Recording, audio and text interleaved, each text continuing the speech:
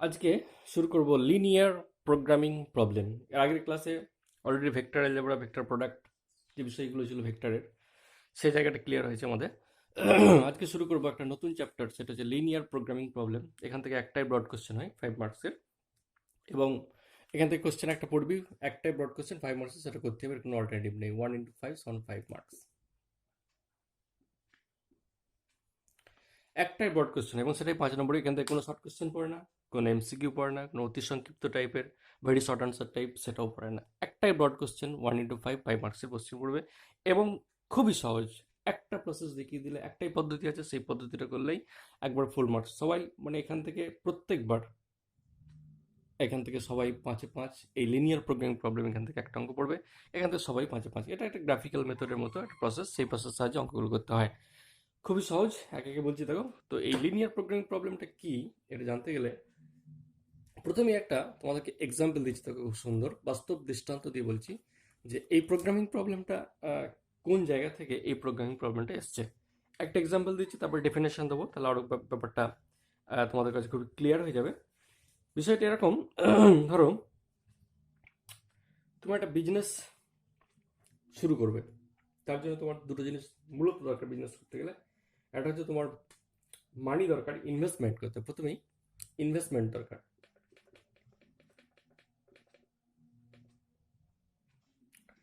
অর্থাৎ first time তোমার টাকা দরকার, ইনভেস্টমেন্ট করতে হবে কিছু টাকা। আর একটা কি দরকার, 2 নম্বর হচ্ছে তোমার একটা ভালো ওয়েল ডেকোরেটেড রুম দরকার, প্লেস দরকার বিজনেস করতে গেলে। তো দুটো জিনিস অবশ্যই লাগবে বিজনেসের জন্য। একটা হচ্ছে ইনভেস্টমেন্ট, ফার্স্ট টাইম তোমাকে কিছু টাকা ইনভেস্ট করতে হবে যে সমস্ত প্রোডাক্টগুলো কিনবে, তার জন্যে একটা ইনভেস্টমেন্টের দরকার। সেকেন্ড, অবশ্যই রুম দরকার, একটা প্লেস, যে জায়গা থেকে তুমি বিজনেসটা শুরু করবে সেরকম একটা প্লেস দরকার। এই দুটো জিনিস ভেরি এসেন্সিয়াল, খুবই প্রয়োজন। এখন মনে করো তুমি ইনভেস্টমেন্ট করেছো 50,000 টাকা, সাপোজ। ঠিক আছে, তোমার ইনভেস্টমেন্ট মনে করো 50,000 টাকা, এবং তোর যে রুমটা আছে, একটাই রুম আছে, 1 পিসি রুম আছে মনে করো, 1 পিসি রুম আছে, এবং সেই রুমটার সাইজ মনে করো এরকম একটা 400 স্কোয়ার ফিটের মনে করো, সাপোজ। 400 বর্গ ফুটের একটা রুম রয়েছে, অর্থাৎ রুমটার যে ক্যাপাসিটি, সেটা হচ্ছে এরিয়া, সেটা হচ্ছে 400 স্কোয়ার ফিট। একটা এই মাপের একটা রুম রয়েছে। ঠিক আছে, তুমি যে বিজনেসটা করতে শুরু করেছো, সাপোজ সেই বিজনেসটা মনে করো ফার্নিচারের বিজনেস, একটা ফার্নিচারের বিজনেস।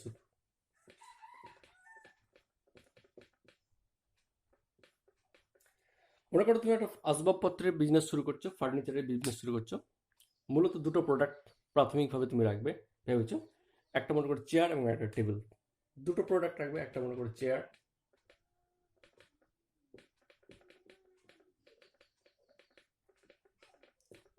দুটো প্রোডাক্ট তুমি রাখতে চাইছো আসবাবের, একটা চেয়ার প্রাথমিকভাবে তো শুরু করেছো, এবং টাকাও যেহেতু কম, রুমের এরিয়া 400 মাত্র স্কোয়ার ফিট এরিয়ার রুমটার, খুব ছোট রুম, বড় নয়। সেই জন্য দুটো প্রোডাক্ট নিয়ে তুমি শুরু করেছো, সেটা হচ্ছে একটা চেয়ার এবং একটা টেবিল। টোটাল তোমার ইনভেস্টমেন্ট হচ্ছে 50,000 টাকার মধ্যে মাল কিনতে হবে। রুমের ক্যাপাসিটি হচ্ছে 400 স্কোয়ার ফিট, চেয়ার এই, টেবিল এই। এক একটা চেয়ারের দাম, এমআরপি মনে করো, এক একটা চেয়ার, পার চেয়ারের এমআরপি মনে করো, এটার এমআরপি মনে করো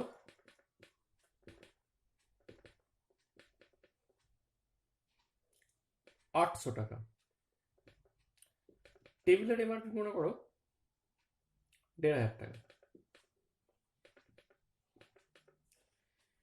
এক একটা চেয়ারের মনে হয় বিক্রি দাম, বিক্রয় মূল্য মনে করো, বিক্রি দাম মনে করো, যাই হোক, এক একটা চেয়ারের দাম মনে করো 800 টাকা, 800 টাকা বিক্রি করে। আর এক একটা টেবিলের দাম মনে করো 1500 টাকা, এমআরপি।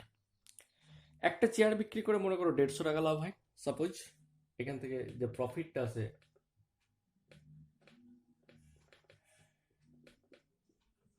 150 টাকা, আর একটা টেবিল বিক্রি করে যে প্রফিটটা হয় সেটা মনে করো 200 টাকা। এই হচ্ছে ঘটনা।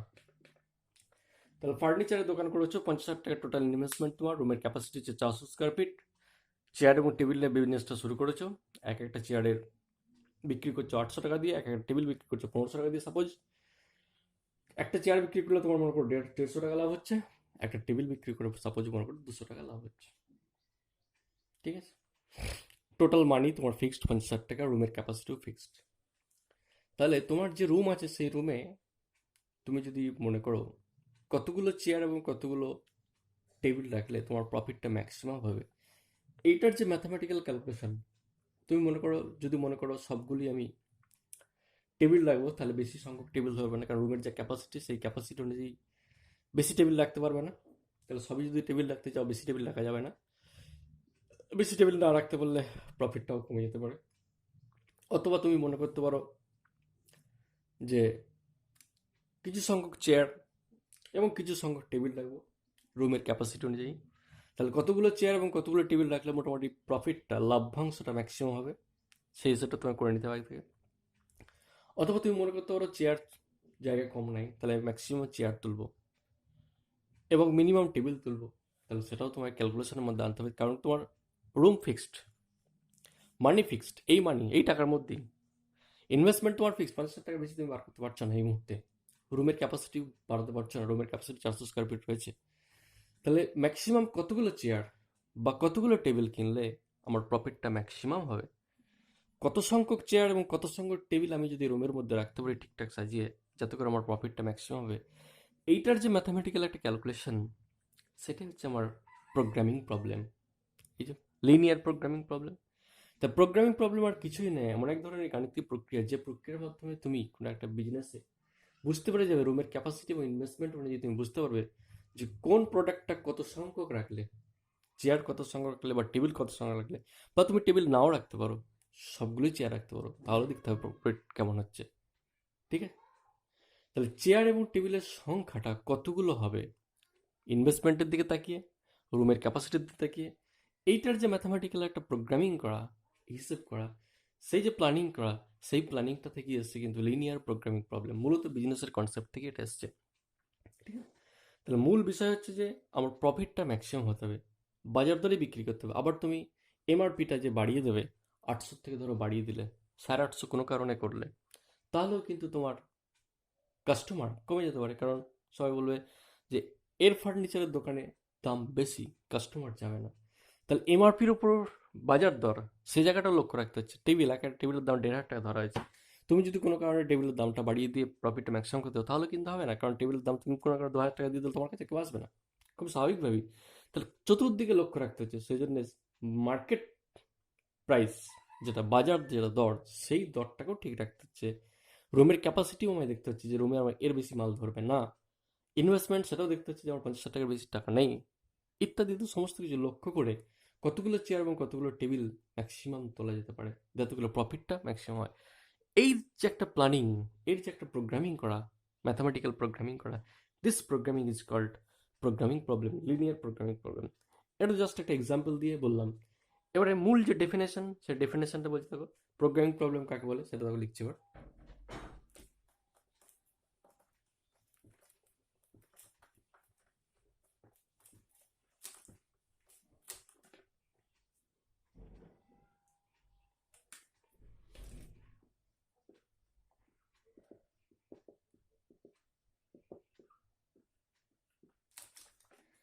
ডেফিনেশন, সংজ্ঞা, অর্থাৎ এলপিপি কাকে বলে মোটামুটি তার একটা রাফলি ডেফিনেশন দিচ্ছি, দেখো এরকম।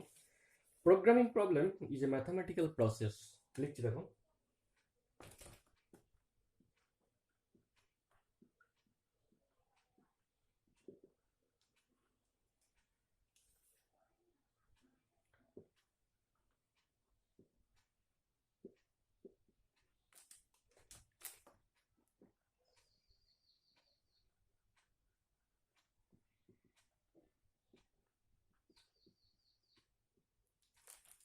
Programming problem is a mathematical process in which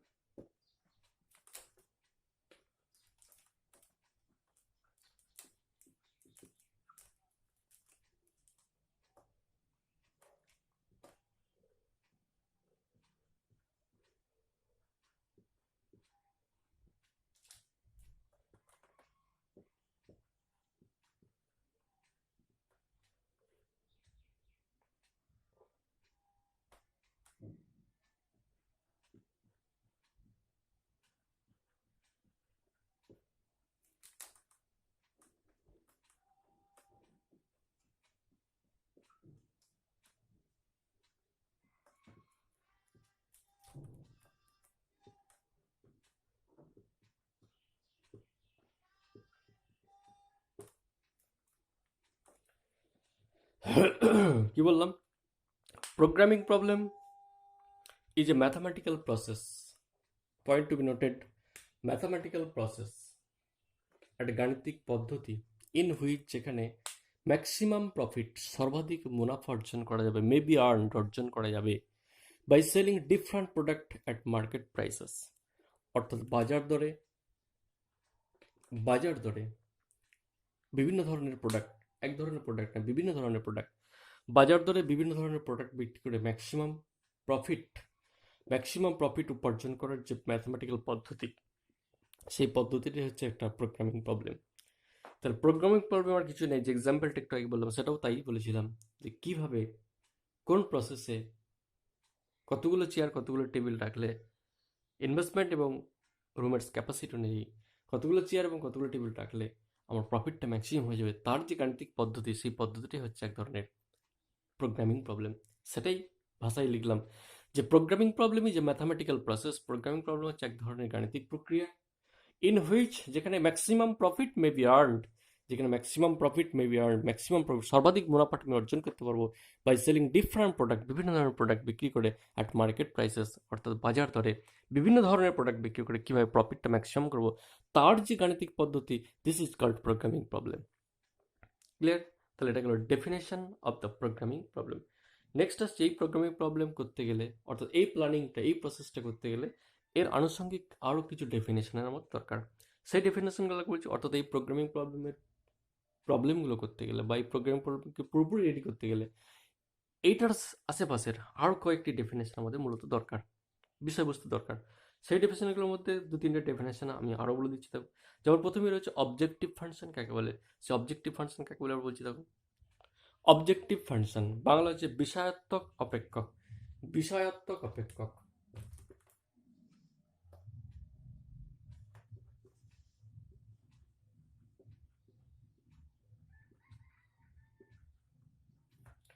বিষয়াত্মক অপেক্ষক কি? অবজেক্টিভ ফাংশন অর্থাৎ বাংলায় বিষয়াত্মক অপেক্ষক কি জিনিস? ইন এ প্রোগ্রামিং প্রবলেম লিখছি, দেখো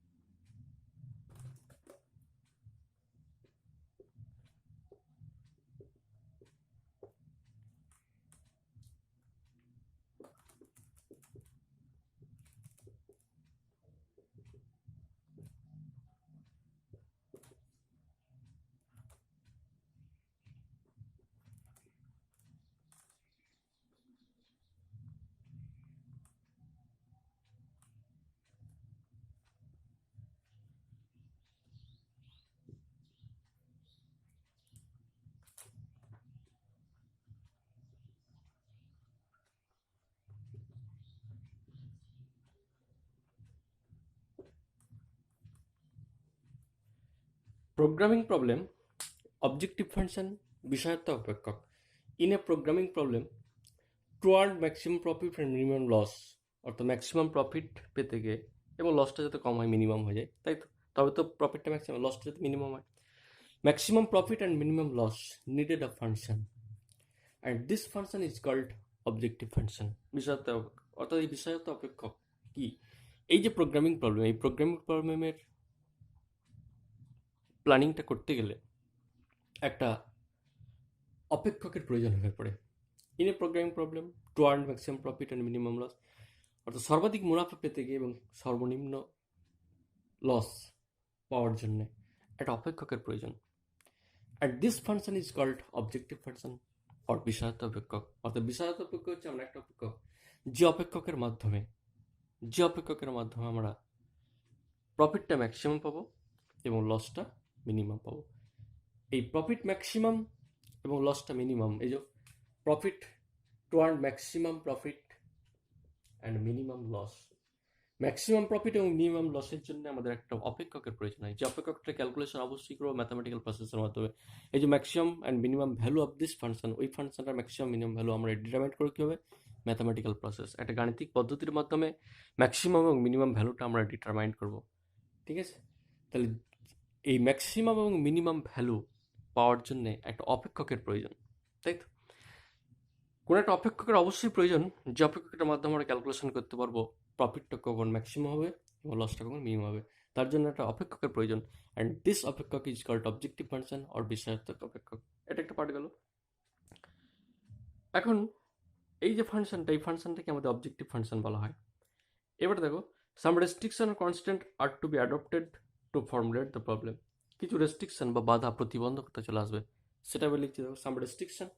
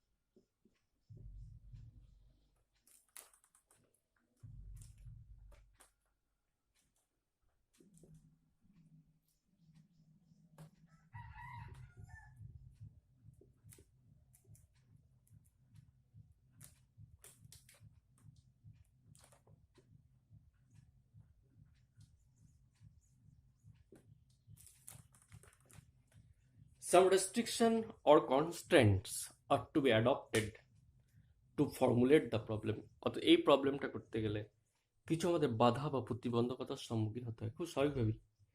যে কোনো বিজনেসের ক্ষেত্রেও তাই। যখনই তুমি বিজনেসে নামবে, কিছু না কিছু তোমার বাধা আসবেই। এর ক্ষেত্রেও তাই। এই প্ল্যানিংটা করতে গিয়ে, এই প্রসেসটা করতে গিয়ে, এই অপেক্ষকের ভ্যালু নির্ণয় করতে গিয়ে ম্যাথামেটিক্যাল প্রসেসে কিছু না কিছু তোমার বাধা, রেস্ট্রিকশন আসবেই। ঠিক আছে, সেটা হচ্ছে constant or restrictions are to be adopted, তোমার প্রয়োজন হয়ে পড়বে, প্রতিবন্ধকতার সম্মুখীন হয়ে হতে হবে তোমাকে। অর্থাৎ কিছু বাধা বা প্রতিবন্ধকতার সম্মুখীন তোমাকে হতেই হবে এই প্রবলেমটা ফর্মুলেট করতে গিয়ে, এই প্রবলেমটা তৈরি করতে গিয়ে। সেটাই লিখে দিলাম আগে থেকেই। এই যে অবজেক্টিভ ফাংশন, অবজেক্টিভ ফাংশনটার প্রয়োজন বললাম যে ম্যাক্সিমাম প্রফিট ও মিনিমাম লসের জন্য একটা অপেক্ষকের প্রয়োজন হয় ম্যাথামেটিক্যাল ক্যালকুলেশন করার জন্য, সেটা হচ্ছে অবজেক্টিভ ফাংশন। এখন সেইটা করতে গিয়েও, সেই অবজেক্টিভ ফাংশনটা তৈরি করতে গিয়েও কিছু বাধার সম্মুখীন হতে হয়, রেস্ট্রিকশন ও কনস্ট্যান্টের সম্মুখীন হতে হয় আমাদেরকে। প্রবলেমটা ফর্মুলেট করতে গিয়ে, আমাদেরকে তৈরি করতে গিয়ে কিছু বাধা প্রতিবন্ধকতার সৃষ্টি হয়। এরপরে দেখো বলছে একটা notes, in general all types of this problem, objective function, constant are of linear type, all types of this problem. ঠিক আছে, in general all types of problem, objective function, constant, এরা সবই লিনিয়ার টাইপ হয়ে যায়। এই যে objective function, এই যে কনস্ট্যান্ট বা রেস্ট্রিকশন, এরা কিন্তু সবই লিনিয়ার টাইপ, অর্থাৎ একঘাত বিশিষ্ট। এক্স ওয়াই যে চলরাশি থাকবে তাদের সব ঘাত এক থাকবে। অপেক্ষক বলেছিলাম, ম্যাক্সিমাম প্রফিট ও মিনিমাম লস, তার জন্য আমাদের দরকার কি ছিল, অবজেক্টিভ ফাংশন। অবজেক্টিভ ফাংশনে ক্যালকুলেশন করতে গিয়ে ফর্মুলেট করতে আমার রেস্ট্রিকশন চলে আসছিল, বাধা চলে আসছিল। তো এই বিভিন্ন ধরনের এই যে রেস্ট্রিকশন, অবজেক্টিভ ফাংশন, বিষয় অপেক্ষক, এদের জন্য আমার চলরাশির প্রয়োজন। এই চলগুলোর প্রত্যেকটার কিন্তু পাওয়ার এক, অর্থাৎ এরা are of linear type. Objective function হোক, রেস্ট্রিকশন হোক, এরা কিন্তু প্রত্যেকেই are of linear type, and that's why this programming problem is called linear programming problem. অর্থাৎ বিষয়াত্মক অপেক্ষক হোক বা বাধা বা রেস্ট্রিকশন যাই হোক, এরা কিন্তু প্রত্যেকে লিনিয়ার টাইপের হয়। সেই জন্য এই প্রোগ্রামিং প্রবলেমটাকে বলা হয় লিনিয়ার প্রোগ্রামিং প্রবলেম। ঠিক আছে, তাহলে in general objective function, constant are of linear type, and that's Y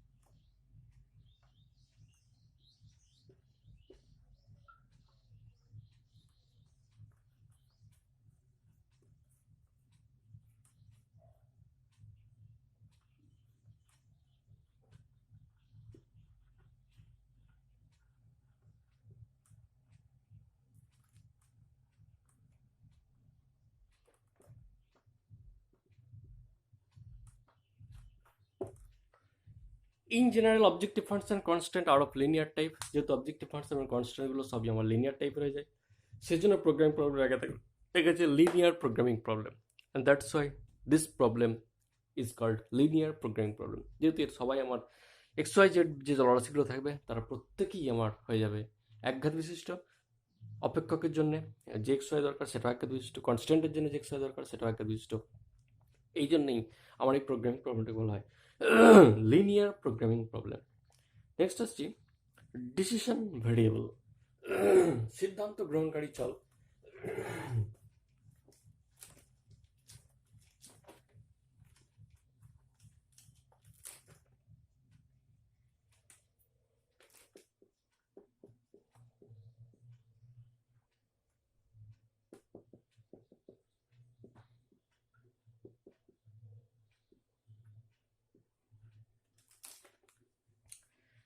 decision variable অর্থাৎ সিদ্ধান্ত চল, using the value of this variable, এই চলরাশিগুলোর ভ্যালুর সাহায্যে we can determine the maximum and minimum value of the objective function.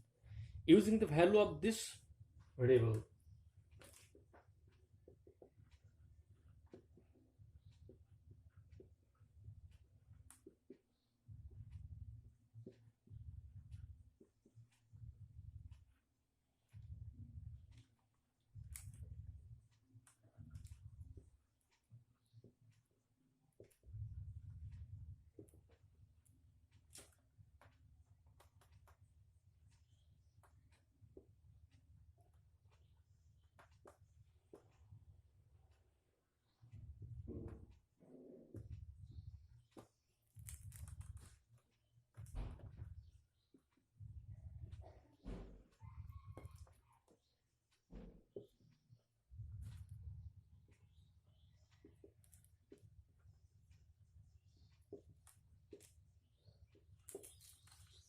সিদ্ধান্ত গ্রহণকারী চল অর্থাৎ decision variable, using the value of this variable, এই যে চলরাশি, এই চলরাশিগুলোর ভ্যালুর সাহায্যে we can determine the maximum and minimum value of the objective function.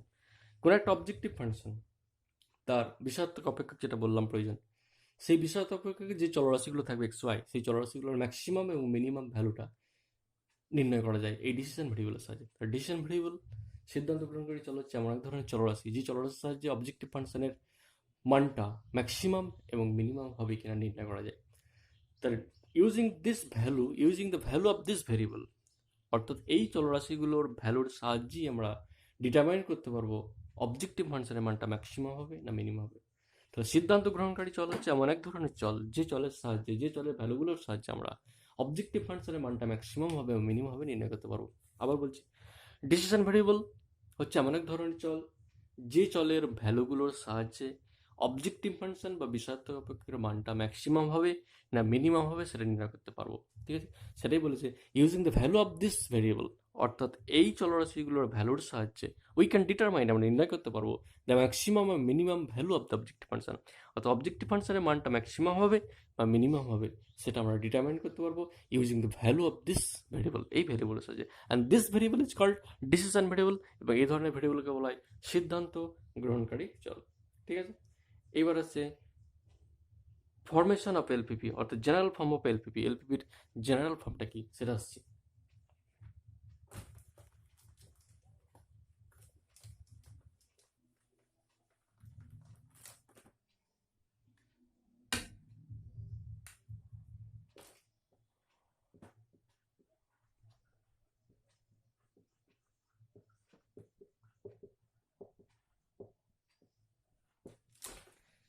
General form of LPP অর্থাৎ এলপিপি মানে লিনিয়ার প্রোগ্রামিং প্রবলেম, শর্টকাটে লিনিয়ার প্রোগ্রামিং যে প্রবলেম লিখেছিলাম প্রথমেই, সেই এল হচ্ছে লিনিয়ার, পি মানে প্রোগ্রামিং, পি মানে প্রবলেম, সেটাকে শর্টে বলা হয় এলপিপি। ঠিক আছে, তাহলে general form of LPP, LPP general ফর্মটা কি, যেটা বলছিলাম তোমাদের অবজেক্টিভ ফাংশন দরকার, বিষয়াত্মক অপেক্ষক, ডিসিশন ভেরিয়েবল ইত্যাদি ইত্যাদি। এবার সেটার বা রেস্ট্রিকশন বলছিলাম, এবার সেটার জেনারেল ফর্মটা কেমন সেটা লিখতে দেখো।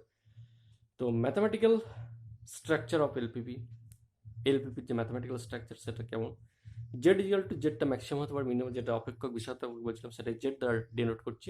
জেড ইজিক্যাল টু এরকম,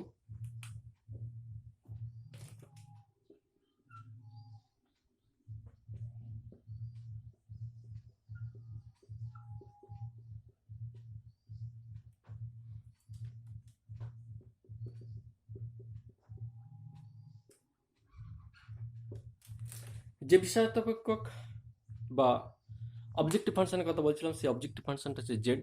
জেড ইকুয়াল টু এরকম c1 x1 plus c2 x2 plus c3 x3 plus dot dot dot dot plus cn xn, যেখানে x1 x2 x3 এরা চলরাশি, x1 x2 x3 this are called decision variable, যেটা সিদ্ধান্ত গ্রহণকারী চল বলছিলাম সেগুলো হচ্ছে x1 x2 x3 dot dot dot xn, এরা সিদ্ধান্ত। এবং c1 c2 c3 this R all constant, এরা প্রত্যেকেই কনস্ট্যান্ট, ধ্রুবক পদ। জেড হচ্ছে অপেক্ষকটা, বিষয়ার্থ অপেক্ষক, যেটি হলো c1 x1 plus c2 x2 plus c3 x3 plus dot dot cn xn, যেখানে x1 x2 x3 xn these are called decision variable and all non negative। অবশ্যই x1 x2 x3 এর প্রত্যেকই non negative, c1 c2 c3 এরা constant, অবশ্যই এটা ধ্রুবক পদ। Subject to constant, এবার যে বাধাটা বলছিলাম, কনস্ট্যান্ট বাধা আসবে, সেই বাধাটা কেমন দেখতে হবে, তাহলে সাবজেক্ট টু এসটি লেখা, তাহলে এটা হচ্ছে প্রফিট, বিষয় হতে পারে, এটা ম্যাক্সিমাম হতে পারে, মিনিমাম হতে পারে, জেডটা ম্যাক্স হতে পারে, মিন হতে পারে, ঠিক আছে। এবার যেটা রেস্ট্রিকশন সেটা বলে ST, subject to.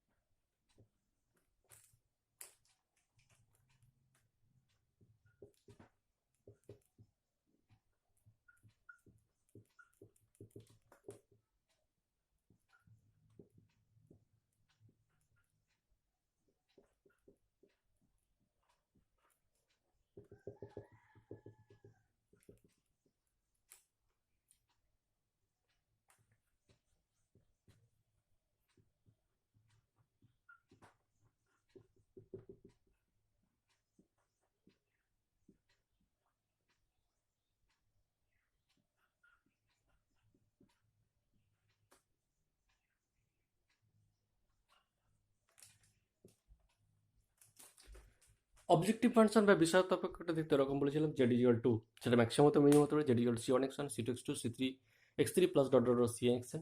Subject to constant, অর্থাৎ যে কনস্ট্যান্টগুলো থাকবে সেটা হচ্ছে a11 x1 a1 to x2 plus dot dot dot a1n xn, less than হতে পারে, গ্রেটার দেন হতে পারে, অথবা ইকুয়াল টু হতে পারে b1। তিনটার মধ্যে যে কোনো একটা, তিনটি এক হতে হবে না, লেস দেন বিয়ন থাকতে পারে, ইকুয়াল টু বিয়ন থাকতে পারে, গ্রেটার দেন ইকুয়াল টু বিয়ন থাকতে পারে, তিনটের মধ্যে যে কোনো একটা থাকবে।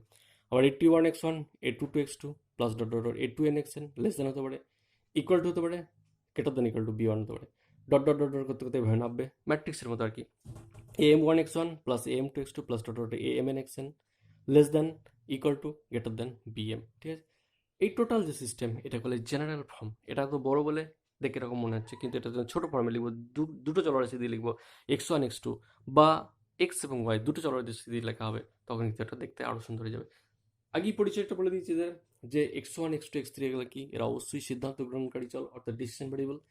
c1 c2 c3 cn প্রত্যেকই কনস্ট্যান্ট, এবং যে চলরাশিগুলো থাকবে তারা প্রত্যেকেই non negative, all are non negative, প্রত্যেকটা decision variable are non negative, এবং এরা প্রত্যেকেই constant.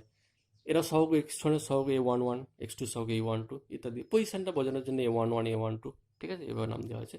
Less than greater than this are called the restriction, এগুলো কিন্তু আমার প্রত্যেকেই, এই গ্রেটার দেন লেস দেন এগুলো হচ্ছে আমার রেস্ট্রিকশন বা বাধা। কখনো বাধাটা লেস দেন আকারে থাকবে, কখনো গ্রেটার দেন আকারে থাকবে, কখনো ইকুয়াল টু আকারে থাকবে, বিভিন্ন রকম ভাবে থাকবে। ডান দিকে b1 b2 এগুলো আর কনস্ট্যান্ট। তাহলে each decision of the left side connected to the corresponding constant to the right side are only the sign less than equal to or greater than equal to or equal to, these are non constant। অর্থাৎ এই দিকের যে সিম্বলগুলো রয়েছে এগুলোকে আমরা constant বলবো। এই যে লেস দেন, ইকুয়াল টু অথবা গ্রেটার দেন, এই যে সিম্বলগুলো যার তলায় দাগ দিচ্ছি, এই সিম্বলগুলো কানেক্টেড রয়েছে এই দিককার ভেরিয়েবলগুলোর সঙ্গে। এই b1 b2 b3 যে সিম্বলের সাহায্যে কানেক্টেড রয়েছে, this symbol are called the constant, ঠিক আছে। অর্থাৎ প্রতিবন্ধকতা, যে বাধার কথা বলছিলাম, এইদিকে যে ডান দিকে যে সিম্বলগুলো, যে সিম্বলের সাহায্যে b1 b2 b3 গুলো কানেক্টেড রয়েছে, একত্রে তিনজনে একসঙ্গে থাকবে না নিশ্চয়ই, একটা একটা করতে হবে, কখনো লেস দেন থাকবে, কখনো গ্রেটার দেন থাকবে, কখনো ইকুয়াল থাকবে। দিস সিম্বলস বা this sign are known as restriction, ঠিক আছে। তাহলে পুরোপুরি জেনারেল ফর্মটা এরকম, জেডটা ম্যাক্সিমাম হতে পারে, মিনিমাম হতে পারে, এইভাবে একটা অপেক্ষা থাকবে, সাবজেক্ট টু কনস্ট্যান্ট এভাবে একটা থাকতে পারে, ইত্যাদি ইত্যাদি এভাবে থাকবে। যখন একটা এক্সাম্পল দেবো তখন আরো ভালো বুঝতে পারবে।